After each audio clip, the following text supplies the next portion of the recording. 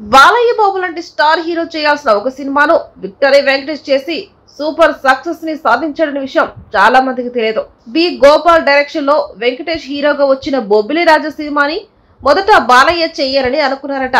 కానీ ఆయన వేరే సినిమాల్లో బిజీగా ఉండటం వల్ల ఆ సినిమాని చేయలేకపోయాడు. దాంతో రామానాయుడు దగ్గరికి ఆ కథ వెళ్లడం, అది ఆయనకి విపరీతంగా నచ్చడంతో ఈ సినిమా వెంకటేష్ తో చేద్దామని బి గోపాల్ తో చెప్పి సినిమాను చేసి సూపర్ డూపర్ సక్సెస్ ని అందుకున్నారు. ఇక ఈ సినిమా సక్సెస్ తో వెంకటేష్ ఓవర్ నైట్ మాస్ హీరోగా ఎదిగిపోయారు.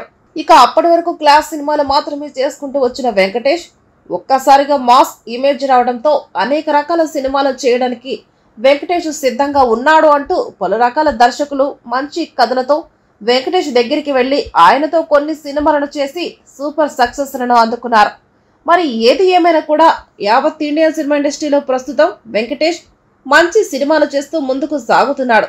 ఇక రీసెంట్ గా సంక్రాంతికి వస్తున్న ఒక ఫ్యామిలీ సినిమాతో భారీ విజయాన్ని అందుకొని సీనియర్ హీరోలందరికంటే కూడా భారీ రికార్డులను కొల్లగొడుతూ 300 కోట్లకు పైన కలెక్షన్ రాబట్టాడు.